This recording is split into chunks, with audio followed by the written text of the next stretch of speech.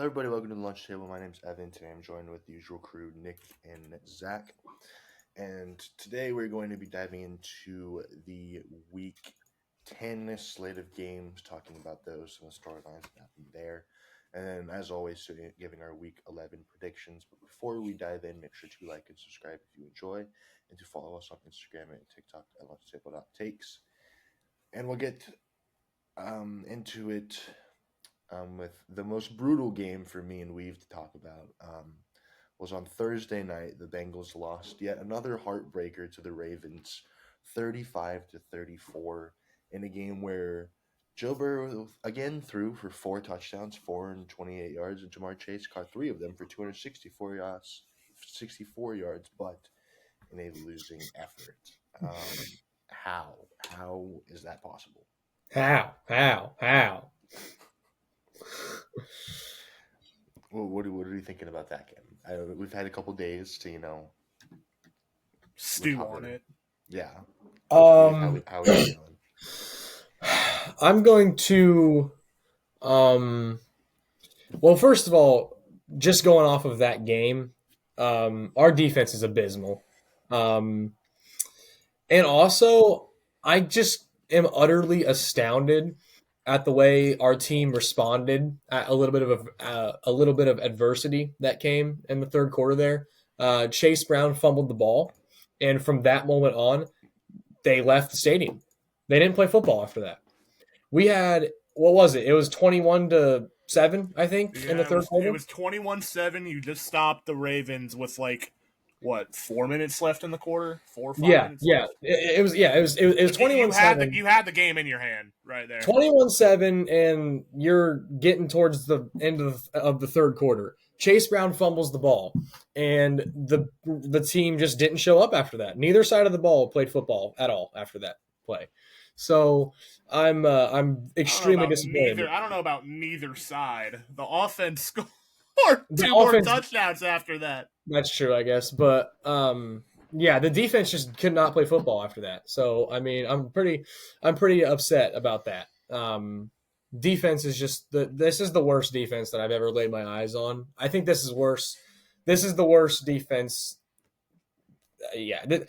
I think the defense this year is worse than the Bengals defense. Even the year that they went 2-16, or no, 2-15, or 2-14, whatever it was at that point in time. The year right before they got Joe Burrow, Zach Taylor's first year. I think this is the worst defense. This defense is just terrible. Joe Burrow is leading the league in most quarterback statistics right now. Jamar Chase is on track to win the Triple Crown, which 5 guys have done in the history of the NFL before him.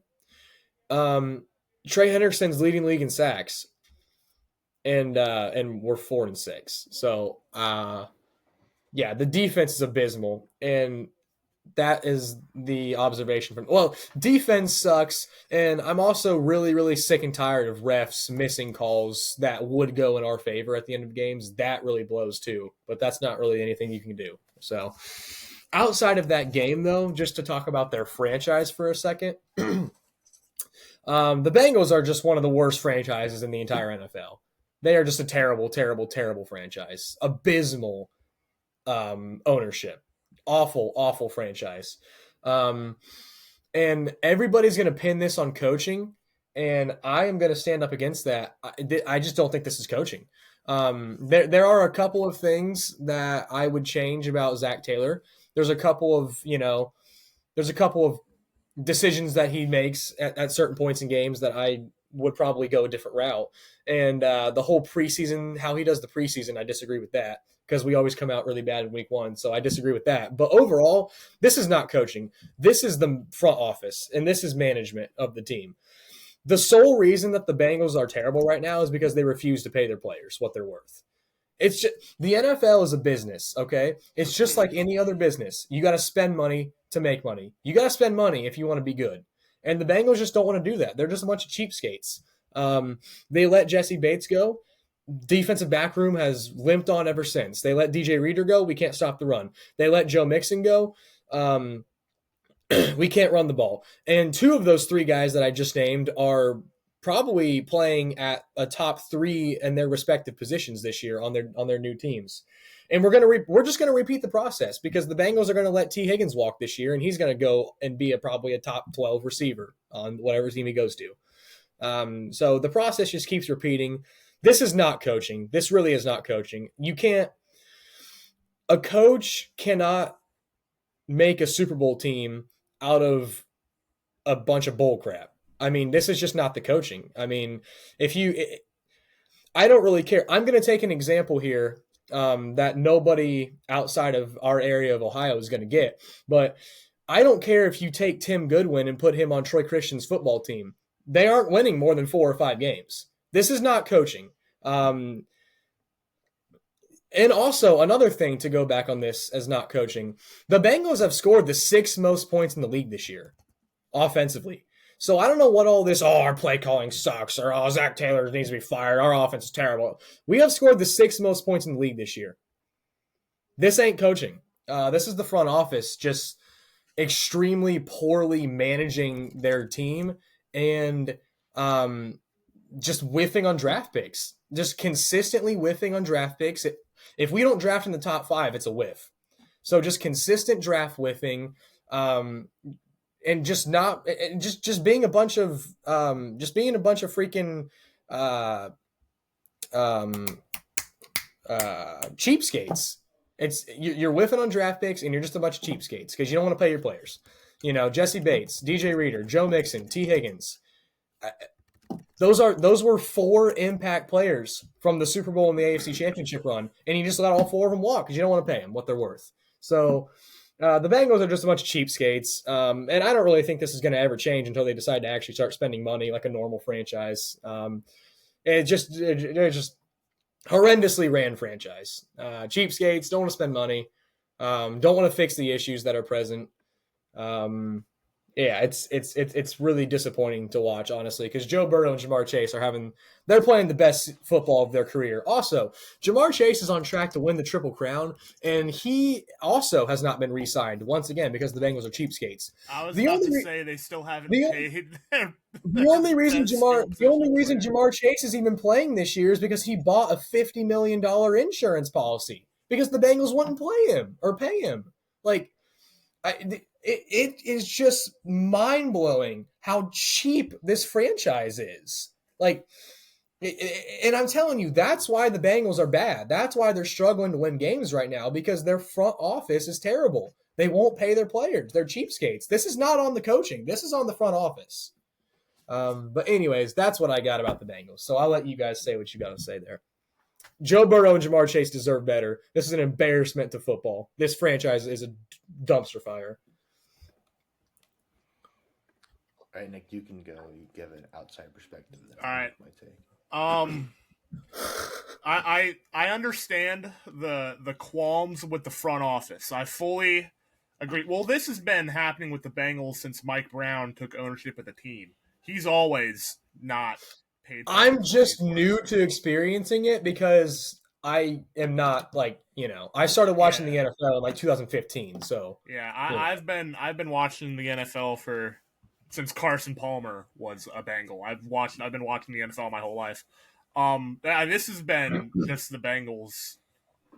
This has been just what they do. They don't pay their players, which I get. They're a smaller market, so it's like kind of. They have the money though. That's the thing. I know it's kind of hard to like attract free agents and whatnot to Cincinnati, Ohio, but like you've got a franchise quarterback, you've got a top 5 quarterback in the league, and you've got right now arguably the best receiver in the NFL. Like you've got pieces that attract free agents. Letting Jesse Bates walk, I still think was the right move because like he was asking for top safety in the league money and he was not playing like a top safety in the league. But the big thing for me, at least this past offseason, was not paying DJ Reader because the run defense is still one of the worst in the league.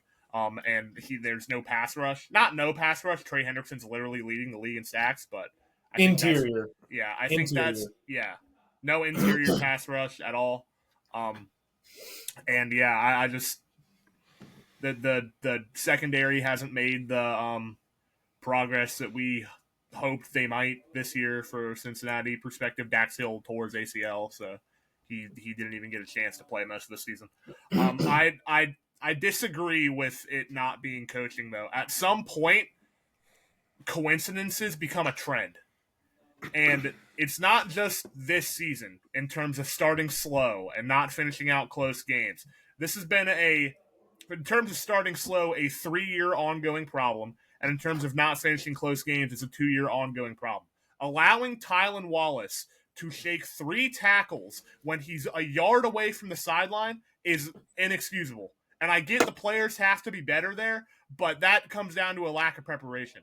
Running on a you have a 3rd and 2 in your opponent's territory, and you go with 2 50-50 balls on blanketed coverage. Whoever is calling the plays there, that's just the worst possible play design you could possibly have for. Especially when one of the 50-50 balls doesn't even go to your best player in Jamar Chase, especially with the way he was playing. The 2-point conversion thing, there just should have been a flag thrown. There's not. That's that not was the really, right call. Yeah, That was I was saying at that point in time, if we score, I'm going for 2 here. No, yeah, I would go definitely for so. 2 100 times out of 100 in that situation with the way that the Ravens offense is playing in that second half. I just don't want to critique coaching unless it is blatantly horrible because we don't I know don't what think they're the coaching seeing. has been good. The difference between the Baltimore Ravens and the Cincinnati Bengals this year has been John Harbaugh is a great head coach, and Zach Taylor has not learned a single thing. He has not improved at all since 2021 as a head coach. And yeah, there's things that he needs to improve on. I'm not denying that, but I'm just saying, number one, The reason you why you can't expect a coach to light the world on fire if he doesn't have the guys to do it. but he He does does- have he does have the guys. Like No, you he said, doesn't. You He has said this. Burrow and Chase and Trey Hendrickson. That's it. I mean, That's I it. I get you don't have the exact same roster, but once you get to this point, once you get to this level of football, you gotta find a way to make do with the guys you have. You know what I'm saying? You're not going to be gifted a Super Bowl caliber roster every year. Yes, making do with the guys you have is not always going to be a deep playoff run though. Like this year, we don't have the team to go to the deep playoff run. We just don't have. I agree, but there's absolutely no excuse for the Bengals to not be in the playoffs right now. There's no excuse for them to be 4-6. Yeah, zero. It's our defense. Our defense is bad. Our defense sucks. Yeah, and I don't know. I don't we know don't what. Have the guys. I don't know what has happened to Lou Anarumo. But even like I'd say we could argue that like before this season, the past 3 years for Pittsburgh, their roster wasn't like super elite, but Mike Tomlin was getting the best out of those guys. Well, I'm not arguing Zach Taylor's one of the best coaches in the league. I'm just arguing that I think I don't think that this rough season is not on him solely. I don't think Zach Taylor should be fired because just if you fire Zach, if you fire a head coach like the second they have a bad season, you're just going to get in this cycle like the Bears are in, where the Bears have had a different.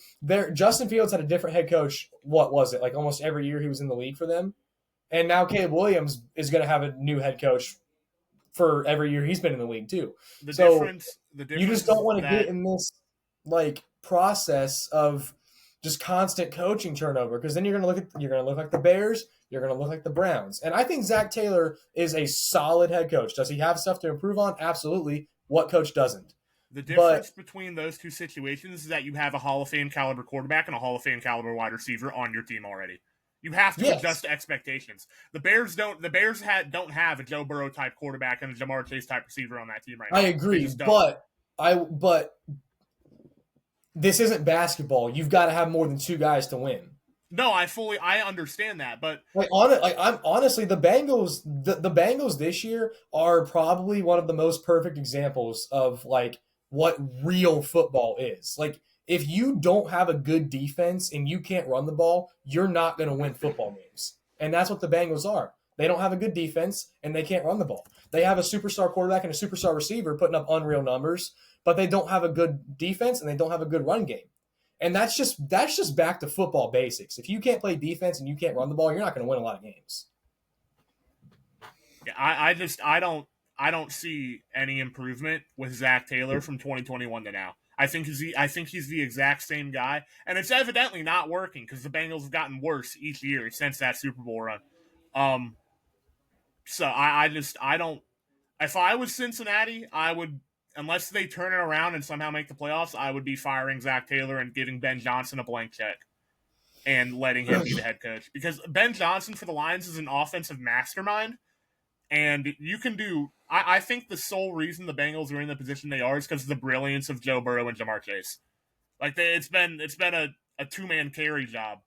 And I get Trey Hendrickson's leading the league in sacks, but I think a lot of that is due to the fact that the Bengals have been in so many shootouts.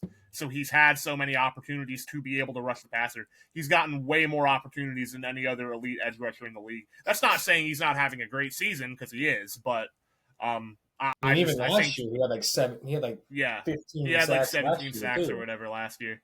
I just think the Hendrickson stats are a little inflated. I think his impact hasn't been what the stats have shown. I think that's like if you just look at the stats, you're not getting the full picture. But yeah, I think that I think Zach Taylor, unless they turn it around, his time's up. And I've said this for 2 years now. Like he's just not winning with the caliber of quarterback and elite receiver that you have. And at this level, it's inexcusable because, like you said, Joe Burrow and Jamar Chase deserve better. They do, but I was more so meaning they deserve better from a front office Oh franchise yeah, the standpoint. GM. I think the GM should be on thin ice too, because I this is think what year 3 in a row that they have just made their roster worse and if worse. I'm in like the ownership position of the Bengals, which I absolutely should be, I could do better, guarantee you. If I'm in the ownership position of the Bengals, I am gonna probably clean like front office house. I think what I would do is I would fire every like draft scout and then hire a butt ton of them because that's another thing. I saw this earlier in the year. The Bengals draft scouts, they have like 6 of them. You're at like your other like average franchise has like 20 plus. What the heck is that? So you got to have. So I would hire an all new draft scouting team. I think you got to have a new general manager. I think that you need to clear the front office, and I think that they need to get past this mental block of being cheap and actually pay their players. Until then, I have no faith in the Bengals. If they do that, and Zach Taylor still struggles, then then you can revisit the discussion. But if it's me, I'm cleaning the front office out, and then we'll go from there.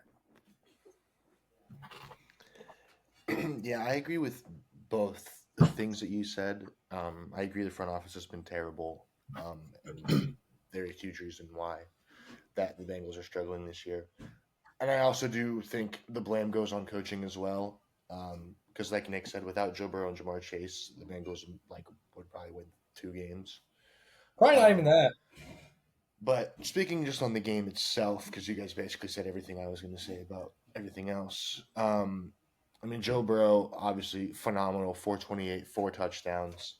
Um, I said a couple weeks ago that the Ravens secondary and their pass defense was going to come back to bite them, and it almost did this game, as they allowed 34 points. Obviously, Jamar Chase, historic day. I mean, 264, 3 touchdowns. He was unstoppable. But yeah, the lack of a run game is concerning. Only 50 yards rushing. Granted, I know that the Ravens have a good front 7, but still. And I thought the Bengals were playing well up until that Chase Brown fumble. He fumbled the ball, and then it was all Ravens from then on forward. Um, I mean, the Ravens scored on their next 4 possessions. That And it can't was, happen. yeah, That can't happen. that can't happen. And that Tylan Wallace touchdown was the worst tackling performance I think I've ever seen in the NFL. Like they shoved Yeah, that was him and extremely then poor. just like dove at his legs. Like I could have probably tackled him. It's because he's by the sideline too. It's not like an open field. Just shove him tackle. out of You just bounds. you just have to shove him out of bounds. Yeah. So that was horrible. And it's not like the 2 games that the Bengals have played, barring that overtime period, like Derrick Henry hasn't like gashed them like horribly. Like he had 68 yards this game. In the last game, he was held in check until he had that like 80-yard run or whatever in overtime. But I mean, it's just Lamar's Lamar. I mean, he's the MVP favorite for a reason. I mean, 4 touchdowns, 290 yards. He's hard to stop. But I just think the defensive breakdowns that we see every single week is just so costly, and it's like Nick, like we've said, like Joe and Jamar deserve better because Joe is legitimately first in yards, first in touchdowns, third in QBR, and Jamar is first in receiving, first in receptions, first in yards, and first in touchdowns, and it's going to amount to nothing. A wild card exit, maybe. Yeah, if because that. they I don't might even think we're squeak making the into playoffs. and yeah, so you basically just wasted Joe Burrow and Jamar Chase's best season so far. You just kind of throw that down the drain. And then yeah, it's going to be the same old, same old. You're going to lose T Higgins, and then I mean we'll see if you draft well, but so yeah, I don't really know where this team goes from here. I mean, it's as it stands currently, it's Jamar Chase, Joe Burrow, and everybody else. So that it's not basketball. If that was basketball, you'd be fine. But If it was basketball, we'd win a lot of games. yeah, but this is the NFL where you have 11 players on the field and all 11 need to make an impact, and only 2 of them are making an impact day in and day out. So I will say this: the Ravens secondary is a real problem. yes. I've kept saying this year that I think they're going to get it together, but now we are 10 weeks into the year and they're not getting it together. They are 31st in the league in pass defense so far. Yeah. So that might come back to bite them in the butt come January, but that's a different conversation for a different day. Yes. All right, let's. That will be a conversation in the playoffs probably when they run into Patrick Mahomes and the Chiefs. Yes, which we'll get to them in a minute. Do we want to talk about that Panthers game or no? Nobody cares. Bryce Young is looking a lot better than he did to start the year. I'm still not ready to say that he's going to be the Panthers franchise guy for like 10 years, but he's improved noticeably. But other than that, I could not care less about the game. And Chuba Hubbard. Chuba Hubbard is very, very good. Chuba Hubbard is a good running back. And the Panthers' offensive line is good. So there's improvement. But other than that, like, I don't really care. Yeah. Speaking of young quarterbacks, I don't really want to talk about the game itself. I mean, we can if you want to. But the Patriots and the Bears played Drake May versus Caleb Williams. Number 1 pick versus number 3 pick. And the Bears only scored 3 points. Really? And following that, the Bears fired their offensive coordinator, Shane Waldron. Do you think that's going to help anything? Or do you think that it's more... is it more of a coaching issue, or is it more of a players like issue? It is a coaching and a players issue, I think. I think it's like the fact that you have a rookie quarterback, but also I don't know why Matt Eberflus is there. I mean, I don't know. Yeah, Matt Eberflus should not be the head coach. And when I say it's a player issue, I'm more so talking about the Bears' offensive line. Caleb Williams got sacked 9 times. Whew. 9 times. And I'm on the record saying that sacks aren't entirely just an offensive line stat, but 9 times? 9? That's 9 opportunities that just get killed because you just can't. 9 drives that got killed. Yeah. Some of them happen on more than one drive. Like, scoring 3 points when you've got Caleb Williams, your quarterback, is just unacceptable. It's just unacceptable. I don't care who you're playing. Which, granted, Caleb Williams he's kind of come back down to earth a little bit. I still don't think what's happening it's mainly on him. He's not completely blameless, but he's going through progressions well for a rookie quarterback. Like he is progressing. But the offensive line is a complete disaster. And the locker room is fractured. Like there's interviews coming out from players that they're just completely deflated because they've lost 3 in a row now. Yeah. I think they're 4 and 5. Their defense has kind of been a strong suit, but yeah, their defense is playing fairly solid, but I mean it's just a locker room issue. And I don't think Shane Waldron was a good OC. I think firing him is a good thing, but I mean, Matt Eberflus does not have that team bought in at all. Like he's just like his days are numbered. Like he will not be the Bears head coach. I would be shocked if they stuck with him. And that might be, if they stick with him, that might be why the Bears are the Bears and they haven't had a good quarterback in since World War II. But yeah, the Bears offensive line is a disaster. Their locker room is fractured. Firing Shane Waldron might help, but I think there are bigger issues at play that aren't going to be able to be addressed until after the season. So yeah, we'll see what they do after the season's over, but it's not looking great for them right now. Yeah, and I mean, it's probably not going to get much better this week playing the Packers. So Probably not. Yeah, but yeah, I think if you look back into the Bears' history, their last couple of years of drafting quarterbacks, you draft Mitch Trubisky, and then a year after, fire that coach, get a new one. Then you go to Justin Fields, draft Justin Fields after a year, fire that coach, bring in another one, and now you have Caleb Williams, who it's looking like is going to play his rookie season. Coach is going to be fired, and going into year 2, he's going to have a second coach, and that's just not a winning recipe. I mean, you just putting on a young quarterback, 2 new systems in their first 2 years. I mean, we've seen, obviously, I think Caleb Williams is more talented than Mitch Trubisky and Justin Fields were coming out, but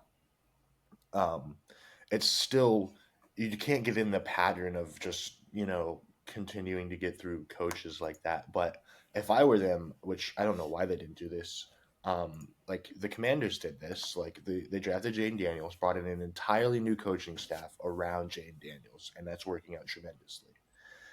If I'm the Bears, I would have. I mean, what had Matt Eberflus done to where you'd be like, okay, we're going to keep this guy on? Like, he wasn't great with Justin Fields. They weren't good. Like, I didn't see it at the time why they were keeping him. And so if I were them, I would have just started a whole new regime, bring in a new regime, new quarterback, just completely start from scratch, and then go on from there. But now they're setting themselves in a hole like they have the past couple of times when they drafted quarterback highly. And now you're going to have, more than likely, have a quarterback with a new system going into year 2, and that may or may not stunt his development. I don't know. But, I mean, this Bears team, they had a lot of expectations going into the season. They expected to be a good team, and they haven't really been great this year. One thing that Caleb has done well is obviously he hasn't thrown a touchdown in 3 games, which isn't good. But he also hasn't turned the ball over, so he's not putting the ball in harm's way, but he's also not throwing the ball deep. I don't know if that's. I mean, it's probably because offensive line's turnstile. That doesn't help, but he's not airing the ball out a whole lot. And we saw the other day. I mean, DJ Moore just walk off the field. There's been a lot of controversy, and I think Eberflus has definitely lost the locker room. And so if I'm the Bears, I mean, they kind of screwed themselves this year just because of the coaching. I mean, I could have told you this wasn't going to go well. So you got to move on from Eberflus and hope that you can get somebody better, and hope that doesn't stunt Caleb's development, or you're going to be in a rinse and repeat cycle like you have in the last 10 years. Probably more than 10 years. Yeah, it's been. Well, I'm talking about like drafting a quarterback and then immediately firing the coach after. Yeah, that's just not gonna be the most ideal way to succeed. Yeah, Drake May looks solid though. Yeah, Drake May looks good. He looks very, very good for only playing 5 games. All right, Nick, do we want to talk about the Colts? We can briefly. I mean, it's to be expected. Like that's my reaction to this whole these past 2 weeks. I expected this to happen. The most frustrating part about this entire clown show that's been going on in Indianapolis the past 3 weeks has been Just that the rest of the team outside of the quarterback position is playoff caliber. Like they are absolutely a playoff caliber team. Jonathan Taylor's running for close to 100 yards a game. The receiving core, when they get the ball, is doing their job. Alec Pierce had 4 for 81 and a touchdown. Josh Downs had another solid game. A.D. Mitchell had his breakout game in the absence of Michael Pittman. He had 6 for 71. The offensive line's playing not as good as they were to start the season, but still, good enough to the point where it's not really a problem. And the thing is, the Colts defense has actually played respectable since the Jacksonville game. They've looked like a solid unit. Nick Cross is still doing his thing, close to leading the league in tackles. Zaire Franklin, still one of the more underrated players in the league. Kenny Moore had a pick. And it just doesn't matter because the quarterback situation / carousel is an embarrassment, to be full on honest with you. Joe Flacco has 2 touchdowns and 6 turnovers in 2 games. It's just inexcusable, embarrassing. Literally, his first pass of the game was a pick 6. Right to the guy. Right to the guy. Never saw the linebacker. And it that's not even including he had 4 turnovers this game. He should have had 3 more. There were 2 dropped picks and a fumble that the Colts recovered that were his fault. So and Josh Allen didn't even do that much. He had that one crazy throw to end the half where he escaped a sack and then threw on the run close to the line of scrimmage for 40 yards down the field. They got points out of that. But other than that, Josh Allen didn't even have that stellar of a game. He had 2 picks in this game. He had a rushing touchdown, but still, he didn't even play that great. And it doesn't matter. And it makes me genuinely question, what is going on with Anthony Richardson off the field? Because it has to be off the field at this point. There's no way you can look at the last 2 starts from Joe Flacco and genuinely believe that, yeah, this guy gives us a better chance to win right now. Unless Anthony Richardson just genuinely doesn't care. And I still don't think that's true, but we don't know. Because we're not in the building. Those are the type of stuff that we probably will never know. But I have... I remember after last year, I genuinely thought that Shane Steichen was going to be the catalyst to lead a new and successful era of Colts football. And now every single Colts fan that I've seen on social media wants him fired. Every single one. Because he's using language that makes me think he's on a power trip, saying that Joe Flacco is the starting quarterback until I say otherwise. That's a direct quote from him. I'm not mincing words there. That is a direct quote from Shane Steichen in a post-game presser after the Bills game. And Kenny Moore's coming out and saying that he's basically sick of it. He's tired of the effort in practice not translating to games, and he's one of the most respected players in that locker room. He's been there through all of it since Andrew Luck retired. Guys like him, DeForest Buckner, Quentin Nelson, Jonathan Taylor, Grover Stewart, Zaire Franklin, they all deserve better than this, man. It's been the better part of close to a decade now. This is going on year 6 after Andrew Luck retired, and it's been the same thing over and over and over again. So yeah, those guys' careers are getting wasted completely. I don't know when this carousel is going to end. It might be a while. This might be another period of Colts history that we look back on and is not producing very fond memories of. I'm just completely apathetic for the rest of the year. The pain of 2022 was for nothing. And yeah, I don't know where they're going from here after this, to be quite frank with you. They're still only a game out of the playoffs in the AFC, which is mind-boggling to me. But, here we are. I've seen a lot of people tweeting Shane Steichen sacrificing his career for Chris Ballard is disgusting. Oh, yeah, Chris Ballard, he probably should have been fired 2 years ago after 2022, but he needs to go as well. He's got to go. Yeah. Well, I mean, my thing with it is like if you're gonna have bad quarterback play, like at least have bad quarterback play with a guy that might be fun. Like you have bad quarterback play with a 39-year-old that is never gonna get like this is what he is. He's not gonna get any better. Like he's just this. And then you have Anthony Richardson who is not playing good, but I mean he's got some potential still. I personally would rather have the one that sucks but could be fun than the one that sucks and is just going to stay like this. I mean, if it's between two quarterbacks that aren't playing well and are going to turn the ball over a lot, I'd rather have the one that might be a Has little a bit more higher ceiling. has a higher ceiling than the guy who's 39 years old and looks like he should be on his couch watching the games instead of actually being on that quarterback. So I don't understand that. Um, And because of that, I mean, like you said, Kenny Moore came out.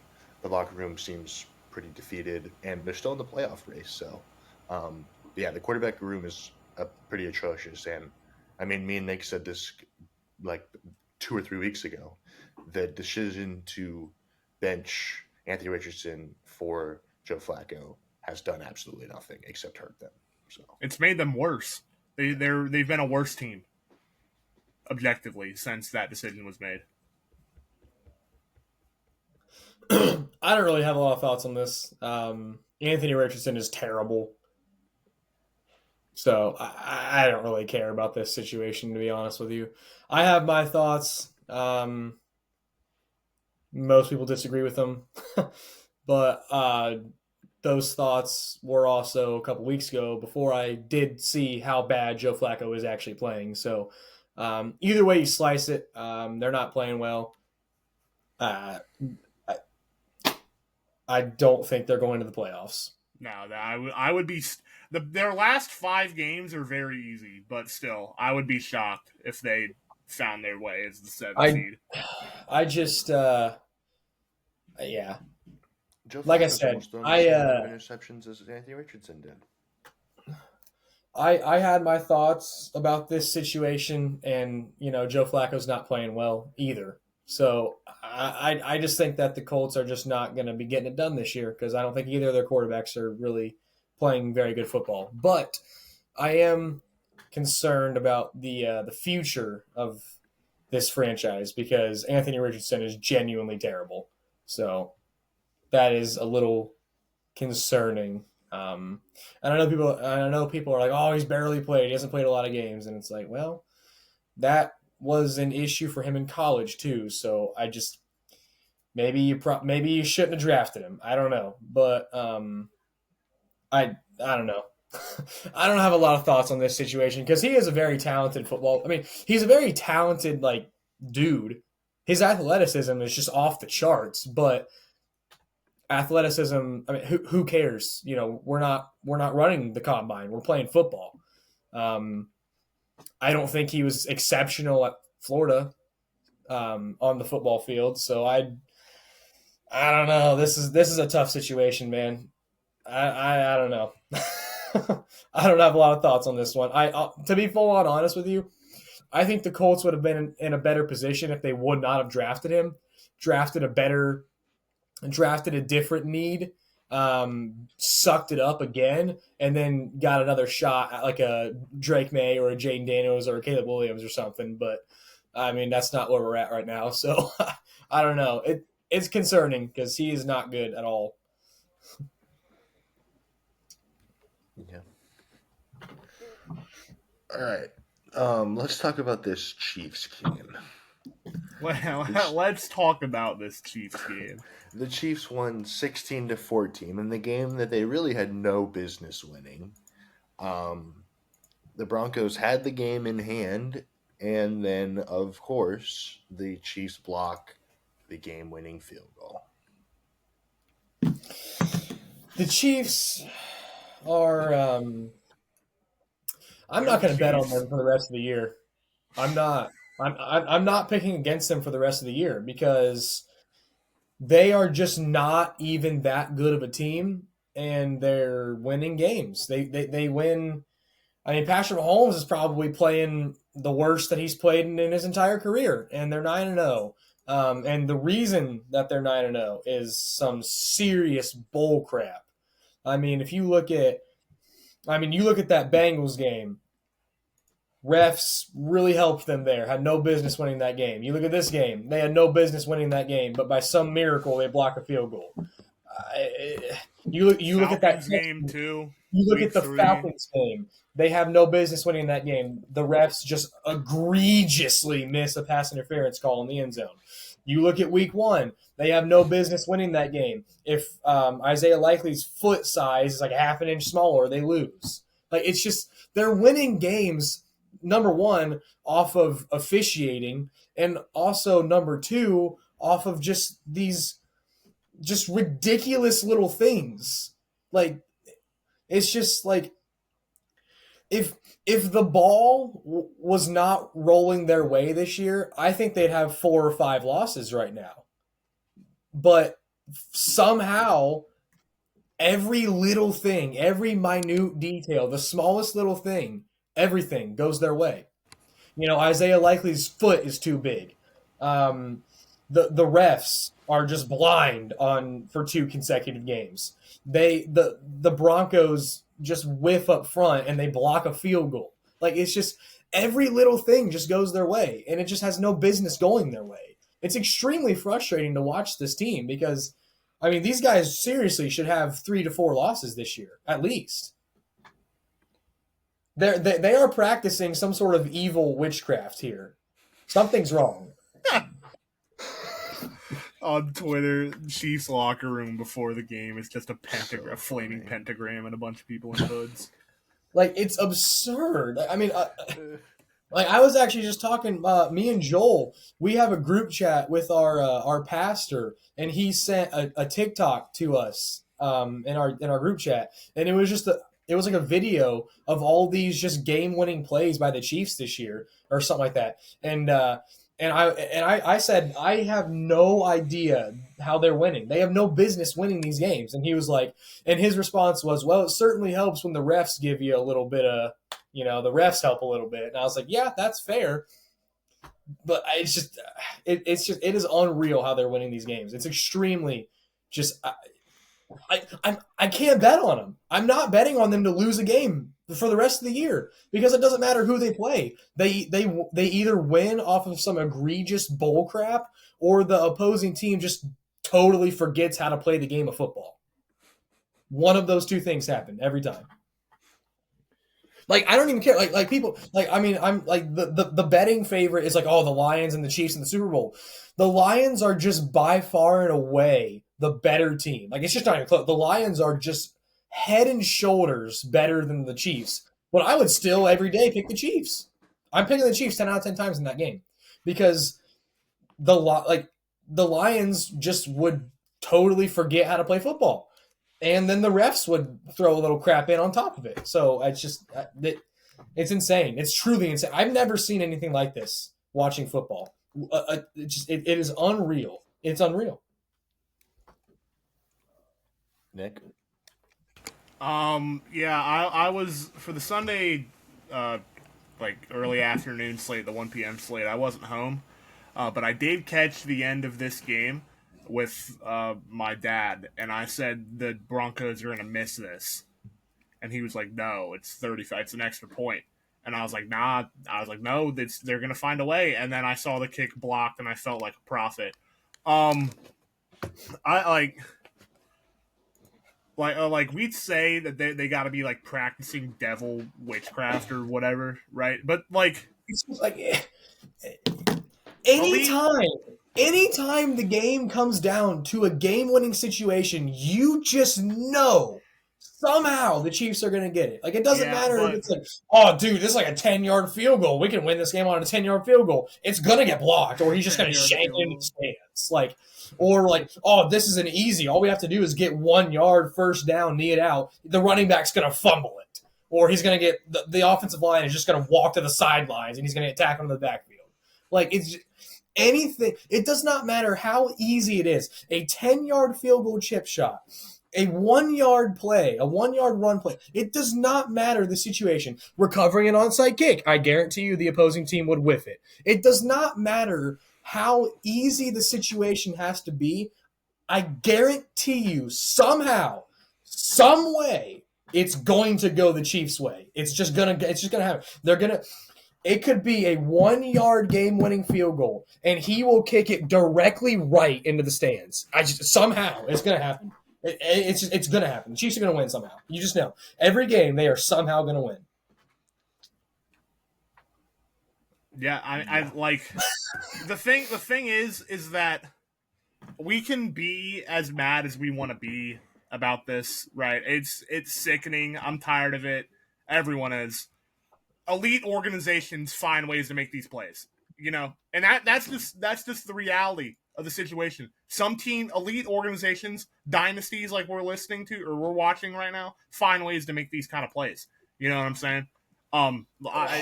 It's frustrating. It's infuriating. The Chiefs should absolutely not be undefeated right now. Patrick Mahomes is playing the worst ball of his career, which is like, relatively speaking, like still okay. Especially these past couple weeks, he's picked it up. He didn't play bad in this game. He had like 260 and a touchdown. Didn't turn the ball over. But I mean, the Chiefs as a team could not run the ball. The Broncos also didn't really run the ball super great, but Bo Nix was making big boy throws, which Bo Nix, I think we were all wrong about. He is. I was not. I said he was going to be good. All right, Weaver was right about it, but I know me and I'm just going to point that out. I know me and Evan were not high on Bo Nix at all, and I still think that he's not fantastic, but he's definitely playing a lot better than we thought he would. Yeah, he made a couple big boy throws, but I mean, like, it's an extra point, man. It's not even like a 55, 60-yard kick where if that got blocked, you were like, okay, he probably had to kick it a little lower. Chiefs player made a great play. It's like, it's an extra point, man. Like, just get it up. That's all you got to do. Just get it above the line. Just get it above the blockers, and he didn't do it. Yeah, I don't really think I'm going to be picky against the Chiefs either until a team proves to me they can beat them. And I don't know who it's going to be, but we'll see. There's still a lot of season left. What's the fact that the left guard, the second the ball was snapped, was just on his back? Like, that's inexcusable for like that to happen. There's 4 dudes that came in that leaked in because the guard or the tackle, whatever, just fell down. Yeah, immediately fell down. Like, and of course, like that would happen. Like we talk about, like the Bengals season and stuff's not going their way. Polar opposite for the Chiefs. Like every little thing's gone their way. But that's what elite teams do. They find ways to win, and that's what they did.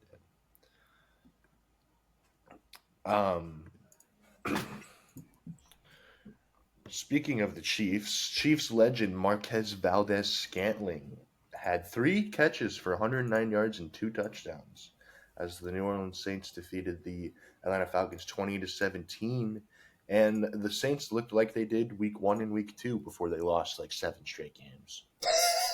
Yeah, I'm going to be honest with you. I don't really care. They fired their head coach. It's a divisional game. They won by 3 points. Whoopee. Yeah. And it was at home. And the Falcons are idiots in the last 2 minutes of that game. But yeah, the Falcons just should not have lost this game at all. Bijan had 2 touchdowns. Kirk Cousins threw for over 300 yards, although he threw a pick and didn't have a touchdown. They got contributions from Drake London, Darnell Mooney, and Kyle Pitts to a lesser degree. But, I mean, yeah, MVS, Chiefs legend, single-handedly won the Saints a game that will probably not change the course of their season at all. But, MVS, he has 1 game a year where he just pops off, and then he does nothing. If I picked him up and played him instead of Calvin Austin, I beat Hunter, by the way. It was between them two. And then all the experts and everything's going to be like, oh, pick him up as waiver wire, like you have to. And he's not going to score a touchdown the rest of the year, guaranteed. Yeah, he's completely terrible. Yeah, I'm not picking him up in fantasy because this was his like 1 Randy Moss game. Yeah. 3 catches, though, for like 2 touchdowns. 109 yards, 2 touchdowns is insane. But he only had 3 dang targets. Like, what? Yeah, they're all like 50-yard passes. But I mean, the Falcons, divisional game hiccup happens. Yeah. But yeah, they've got the Broncos this week. They should still win the AFC South or the NFC South. They've got a 2-game lead. No, really a 3-game lead because they swept the Buccaneers. But I don't really have anything to say about this game. The Saints. These kind of losses happen all the time in the NFL. You know, it is what it is. The Falcons had no business losing this game, but I'm pretty sure they're still going to win the division. So it is what it is. One of the biggest headlines of this past week was Christian McCaffrey played his first game of the season, and a winning effort against the Bucs. The 49ers won 23-20. McCaffrey had 13 carries for 39 yards, but he had 6 catches for 68 yards. So not a terrible day. He wasn't the most efficient on the ground, only 3 yards carry, but 49ers figured out a way to get the job done, even though Jake Moody did his best job not to make that happen. He was 3 for 6 from kicks. And just didn't Deebo Samuel shove him? Yeah, he after his third missed kick. I'm not even gonna hate on Deebo Samuel. If they had a solid kicker, they win by 2 scores. But they had to sweat this game out. Brock Purdy looked good though. 353 and 2 touchdowns.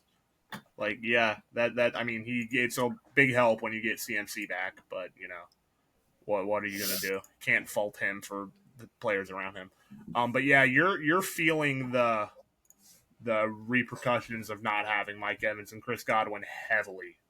Yeah, which we knew would happen. We knew that would happen. From a Tampa Bay perspective, I mean, it really sucks, but that's just kind of how Yeah, Baker Mayfield, 18 of 29, 116 yards and a touchdown is gross. Although that play where he stiff armed Nick Bosa and threw it to convert that was pretty good late in the game, that was pretty impressive. Bucky Irving looks good though. I think Rachaad White is going to lose his spot. I think he will too. I think Bucky Irving is better than him. 5.6 yards a carry, got in the end zone on 13 attempts. It's just a shame that the Bucs season has kind of been derailed by coaching negligence and injuries the past couple of weeks. And the NFC is really good, so 9-8 is not going to make it in the NFC this year, which is kind of what the Bucs are looking at. But yeah, the Niners needed this win. They needed this win for sure. Excuse me. Especially with their schedule coming up and the fact that the Cardinals are continuing to win games. They've won 4 in a row now. So yeah, that's really my thoughts. Jake Moody, I don't know what the heck that was, but he made the game-winning kick. So he made it when it matters. All is forgiven. Yeah, I just it's good they got McCaffrey back. I mean, what are they 1 or 2 games back in the division? They're half a game back because the Cardinals haven't had their bye yet. So yeah, I mean McCaffrey coming back is a huge help for him. I think that's going to kind of be the key to the rest of this season here. So I think that they're going to be in a pretty good position from here on out. Hopefully, they're still not in the playoff picture though.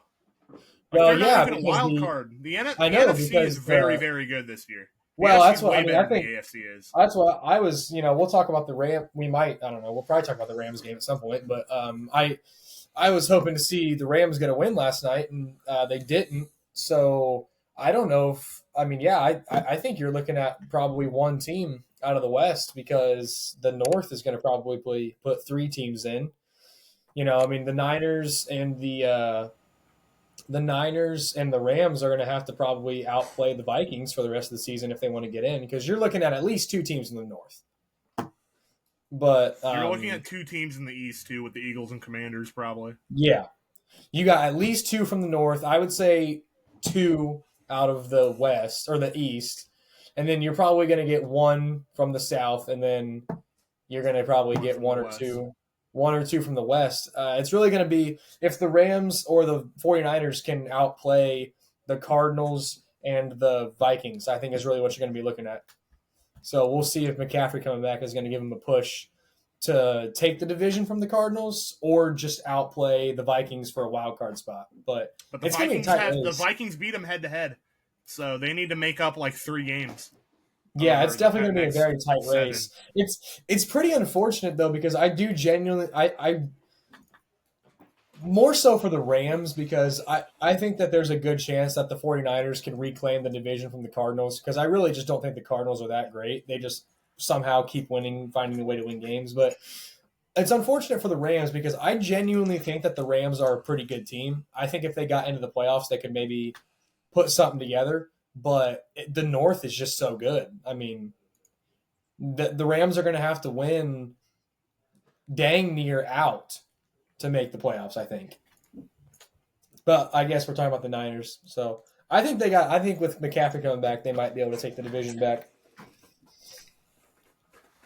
Shout out all the kickers this week for just sucking horribly. Yep. Yeah, didn't Younghoe Koo miss like 3 kicks too? Yeah, he missed 3 kicks as well. I forgot about that. Yeah, my dang kicker, Chris Boswell, I think is the Steelers kicker. He's like the number 2 kicker in fantasy right now, and he went and got me 4 points this week. What else is new? Extra points. Yeah. Well, speaking of the Steelers, they didn't have to kick too much because Russell Wilson threw for 3 touchdowns, and they beat the Commanders 28-27. The Steelers had no business winning this game. I'm gonna be full on honest with you guys. I fell asleep during this game. How? So, this was the best game of the week. I was really tired. Just the George Pickens roller coaster that makes an insane catch.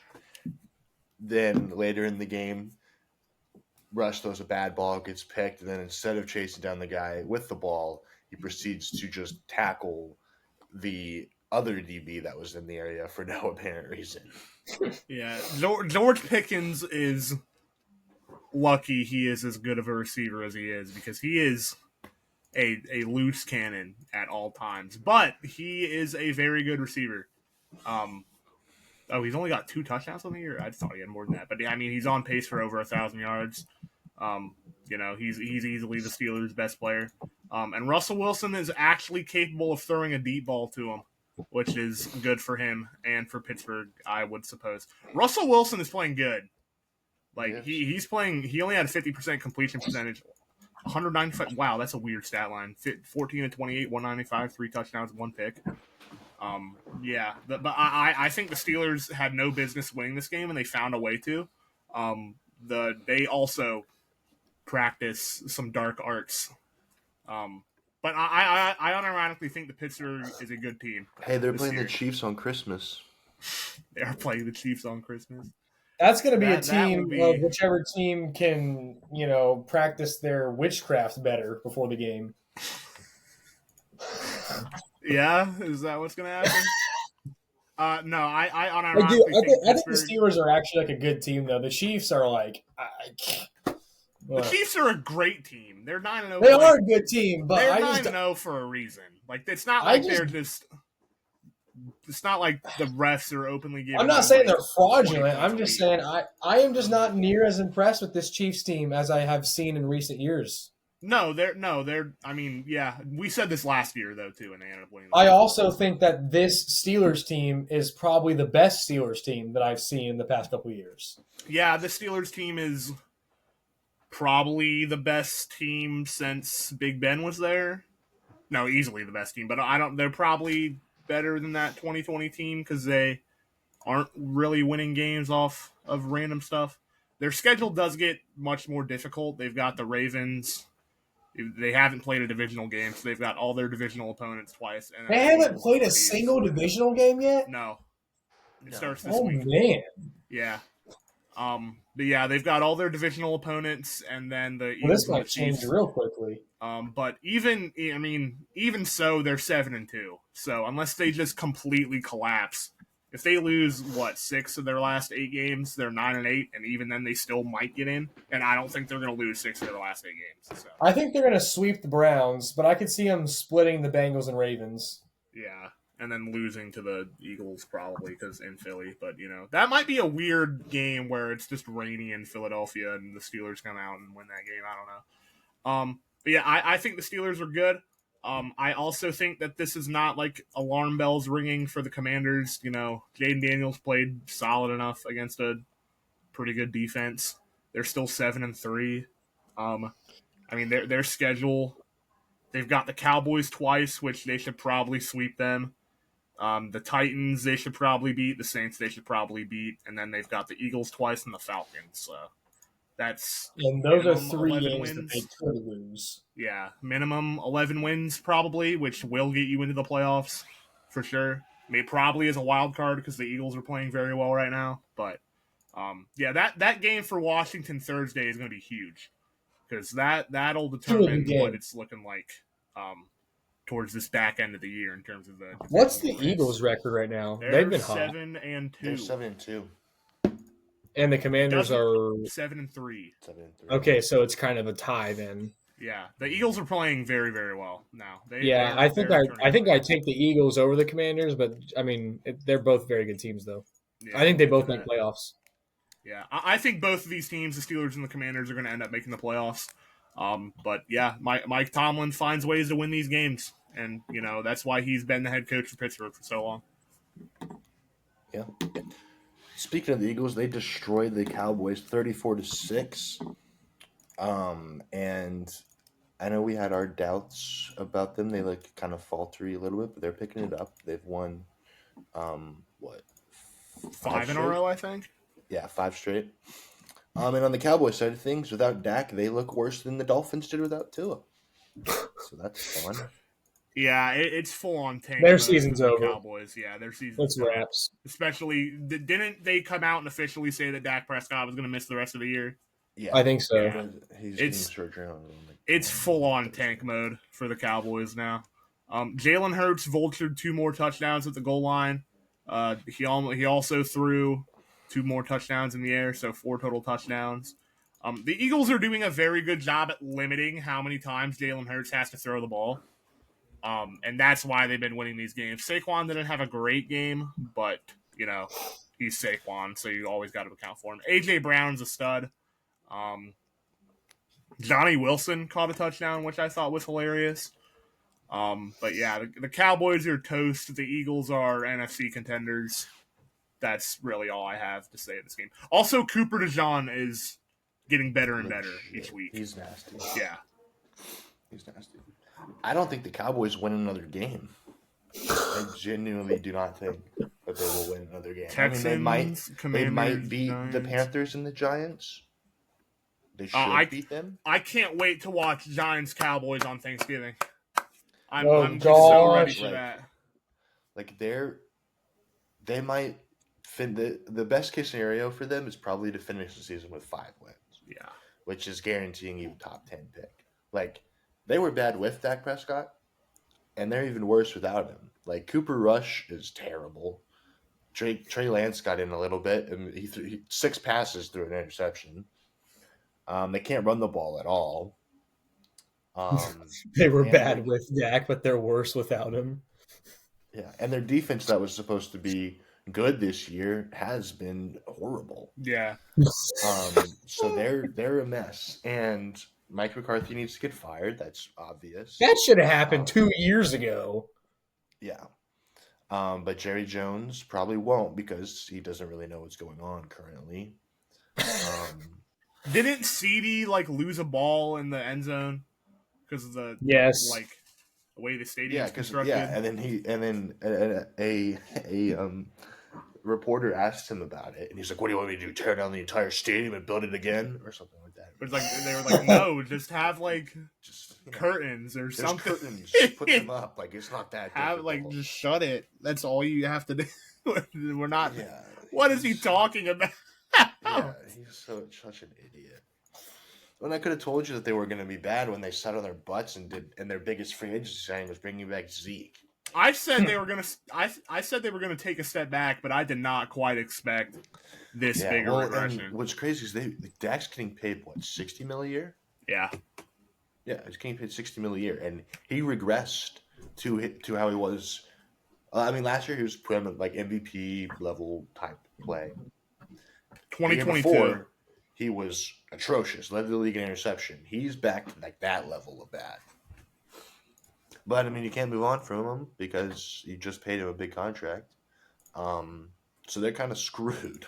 Like Jerry Jones is unwilling to make changes. Um, and because of that, the Cowboys will not be a good team until he does that. Kind of I like mean, the Bengals. yeah, but Ownership is not willing to make changes, and they're going to suck until they do. yeah, but Jerry Jones is, I think, he's more adamant about not making changes because he's a bigger personality than Mike.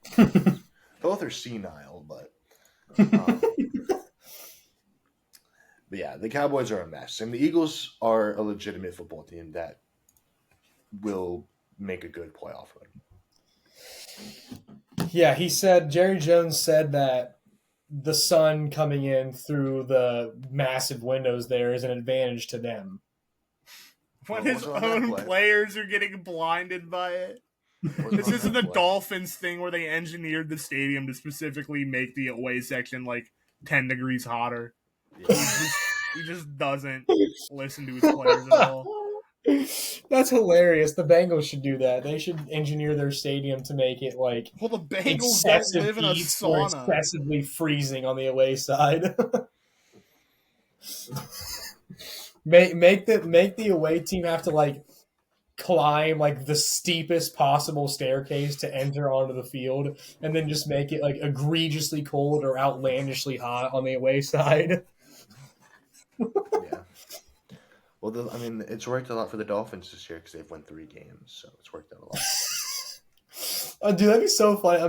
Imagine like the away team like coming into the stadium and they have to walk up like a staircase that's like a 90-degree angle staircase to get get onto the field, like a 90-degree staircase with like 4 to 5 inch like long stairs, like steps.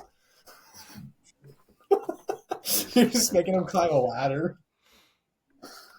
All right, we're going to skip down to this Sunday night game that was not the prettiest game, to say the least. 7 total interceptions between both quarterbacks. One of them had 5. That was Jared Goff. But they found a way to win. The Texans were up 23-7 and then did not score in the second half. And despite throwing 5 interceptions and having by far his worst game of the season, Jared Goff won. Yeah. Joe Burrow threw for 5 touchdowns and a losing effort. You have Jared Goff throwing 5 interceptions and winning, and you have Joe Burrow throwing 4 touchdowns and 400 yards and losing. That makes perfect sense. And no interceptions for Joe Burrow. He did not turn the ball over. No. Yeah, here I saw something that was like Jared Goff is the reason I can't take the Lions serious. I actually disagree with that. I think that a game like this is precisely why you should take the Lions serious, because Jared Goff is not going to have a game this bad the rest of the season. That's not happening. And the fact that the Lions still found a way to come back and win this game despite Jared Goff throwing arm punt after arm punt speaks to the resilience and the quality of this team from top to bottom. Because the Texans are a solid team. The Texans are not pushovers at all. They're probably going to win the AFC South. But yeah, the big thing for me was Joe Mixon got in the end zone, but he averaged less than 2 yards a carry, which is bad. Yes. Well, the Texans' offensive line is really not anything to write home about this year. That's kind of their point. It's not, but before that game, he was averaging like 4.5 yards a carry, and now he averaged 1.8. Yeah, the Texans' offensive line is kind of their downfall right now. But I think overall, this was an ugly game, but it was good in the sense that it was close. But the Texans had no business losing this game, so that loss sucks for them. But I don't think it's really going to hamper their playoff hopes. It's going to hurt their playoff seeding for sure. I think they're still going to win the South, though. So, I mean, it's not like it's like a back-breaking loss for the Texans, but it sucks because they just had no business losing that game. But the Lions, Yeah, I mean the Lions are just the best team in the NFL. If you can find a way to win after playing that poorly, I mean that's just they're just the best team in the NFL. Yeah, I mean, Jared Goff's not going to have that game again. I mean, he's been extremely good this season, and it's very uncharacteristic for him to throw 5 interceptions. Um, and like the run game was decent, but it wasn't like anything crazy like we're used to seeing. But yeah, the Texans gave this one away. I mean, they didn't score in the second half, which is unacceptable. Um, and yeah, Jake their offensive Bates line is was a blessed by God. twice Yeah, twice. 2 field goals by literally this much. And they're both 50-plus yarders, a 58 and a 52-yarder. That's crazy. Those were You just know insane. they're gonna be in the NFC Championship, and he's gonna get a kick from like 55 to either tie the game or win the game, and it's gonna clank off the upright because that is the story of the Detroit Lions, just heartbreak after heartbreak. Yeah. Yeah, that is kind of the definition of Detroit and Ohio sports. All right, last game of the week, Monday night. We don't need to talk about this one super long because this was kind of a terrible game. But the Dolphins won 23-15. Yeah, I kind of touched on the Rams earlier. They shot themselves in the foot the entire game. The Rams did not play well. I think that the Rams were definitely the better team in this game. They just did not play well. They shot themselves in the foot the whole game. And this loss really sucks for them because, like I said earlier, they are staring down quite a hefty climb now to get to the playoffs in the NFC. Um, it's still possible, but they're going to have to almost win out, I think, to make the playoffs. So this loss really sucks for the Rams, and they did not play well at all. They did not play well the entire game. Their offense just could not. They were off. They were just clearly off. You could just tell. I mean, Matt Stafford was just missing reads, missing throws. I mean, their offensive line was sort of makeshift. They were just off last night.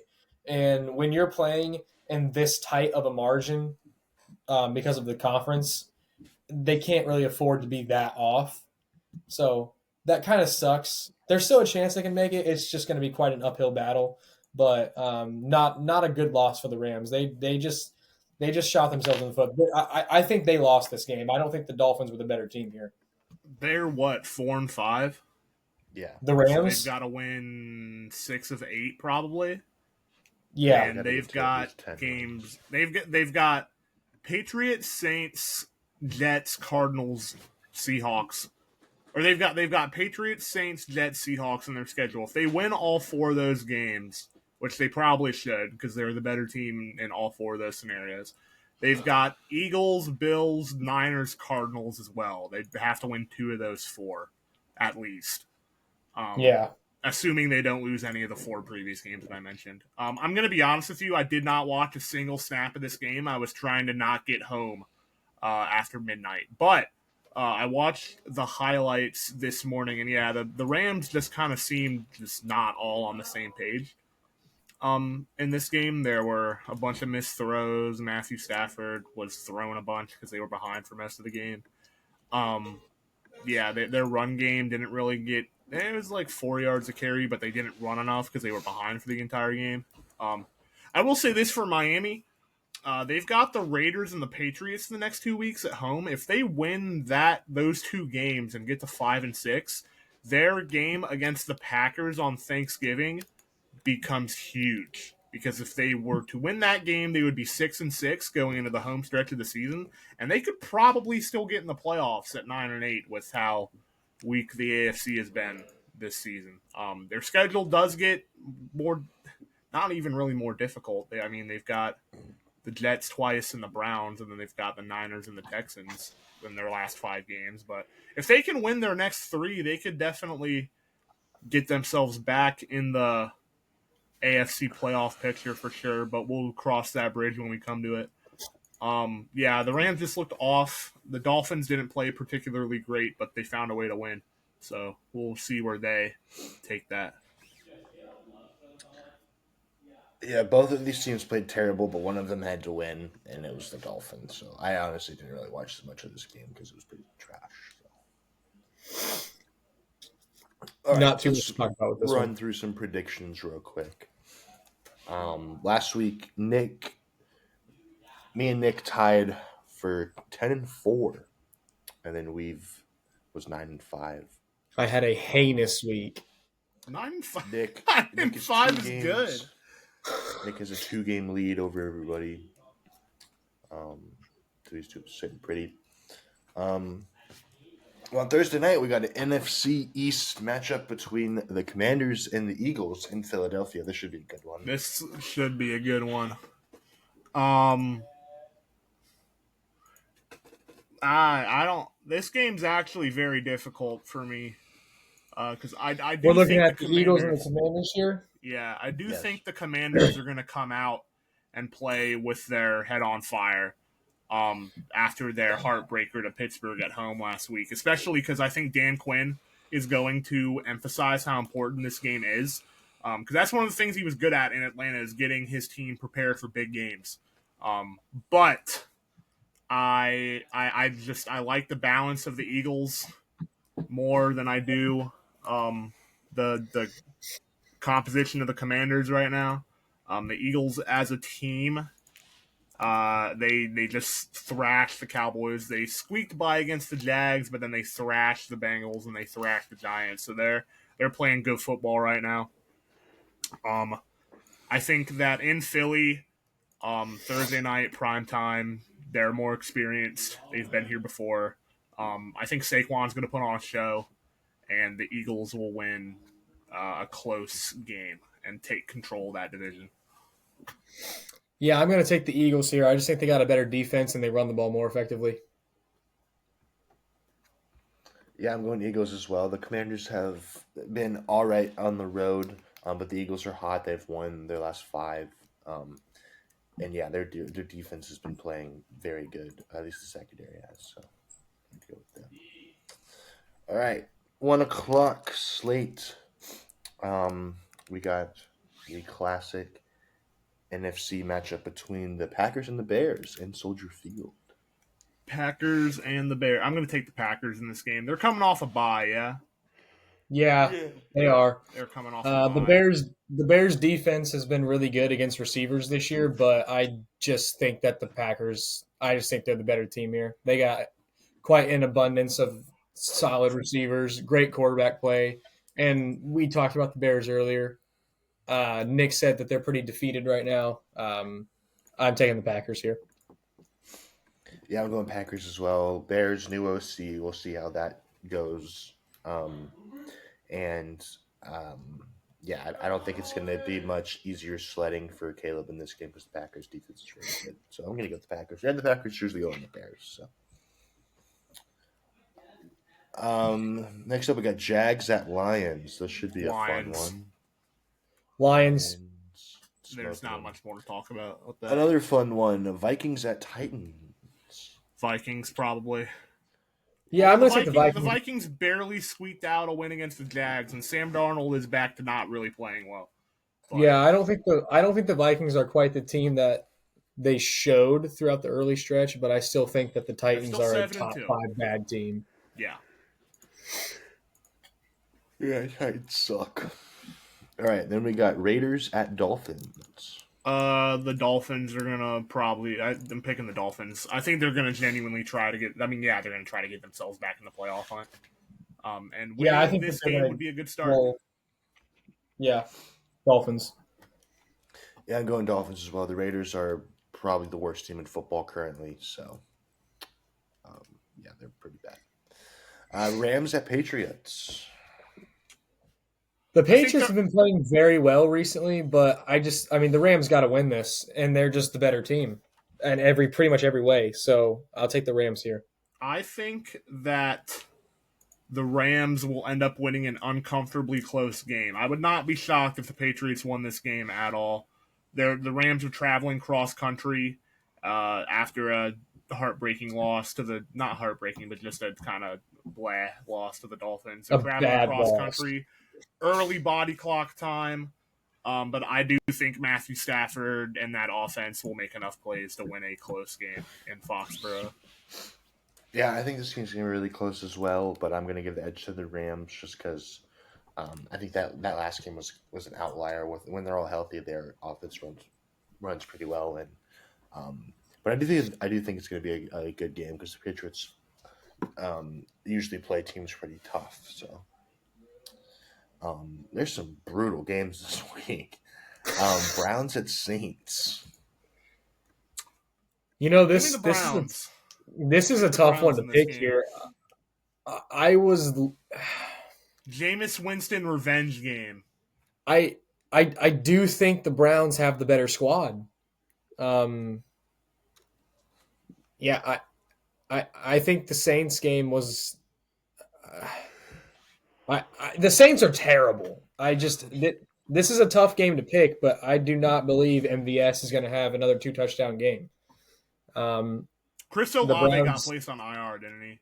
yes, he did. So the Saints are kind of, yeah. No, I think I got to take the Browns here. I don't think the Saints are good at all. I mean, the Browns aren't either, but yeah, this is a rough game. I'm going to go with the Browns as well, in a 12-6 effort.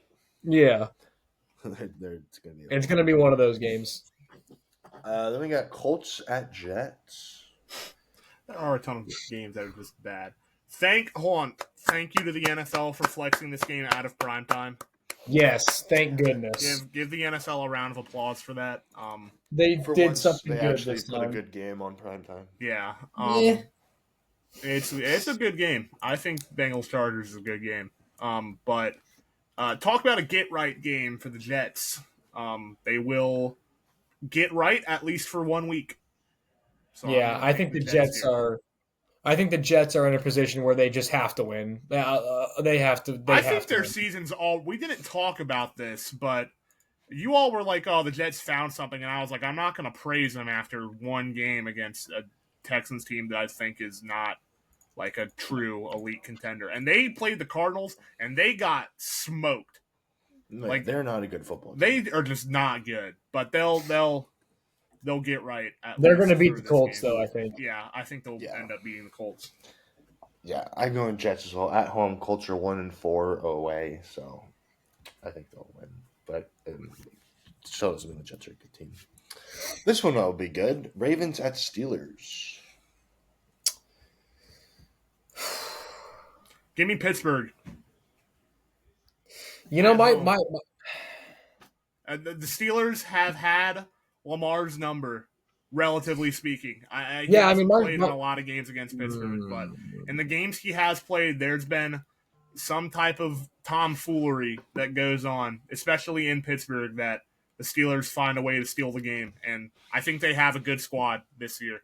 So yeah, I mean, Russell Wilson will throw enough on that Ravens secondary, and the Steelers will win the game. My gut, when I first went through this, I took the Ravens, but I'm gonna have to take the Steelers. I when I actually thought about it more, the Ravens' passing defense got absolutely exposed last week, and I think that Russell Wilson and George Pickens are playing really good football right now, and the Steelers have a good defense. I think that this is going to be a split series, but I think that I'm going to take the Steelers right now. Yeah, I'm going to go with the Ravens.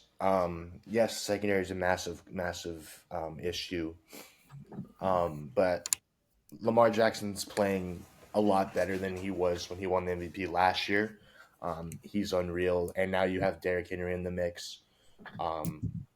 Yes, the defense for the Steelers is good, but Alex Highsmith is not going to play. He got hurt in the last game, so that's a big loss for them. And I think the Ravens will do just enough to win this game, but it's going to, every AFC North game is going to be a gritty game, but I'm going to give the edge to the Ravens. We've got Falcons-Broncos in Denver. This is kind of a tough game to pick as well, but I'm going to probably go with the Falcons here. I still really like this Falcons team, so I'll take the Falcons. I will be picking the Broncos in this one. I think that the Broncos' strength of their team this year has been their pass defense. Their pass defense has been fantastic this year. Even in their loss to the Chiefs, they lost 16-14. They didn't really allow Patrick Mahomes and then company to get that air attack going, which the Chiefs aren't really an air attack team, but the teams that they have played that do like to throw the ball have been shut down, relatively speaking. I think that the Broncos are sensing that the AFC is kind of wide open this year. You know, they could make a little bit of a run this back half, get in the playoffs with 9 or 10 wins, and see where they go from there.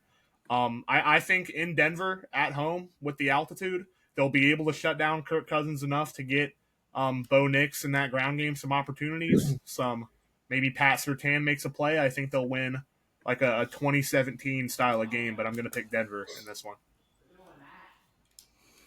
Yeah, I'm going to go with the Falcons.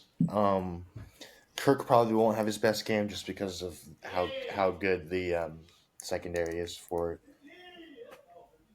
the Broncos, but I think Bijan's going to have a big game, and I just don't trust. I don't trust the Broncos' run game at all. Their run game recently has been atrocious. I think Bo Nix will do fine, but the Falcons' defense is also pretty solid too. So I think it's going to be a good game, but I'm going to give the edge to the Falcons. Then we got Seahawks 49ers in San Francisco. I'm taking San Francisco. Yeah, Niners. Yeah, I'm going Niners as well.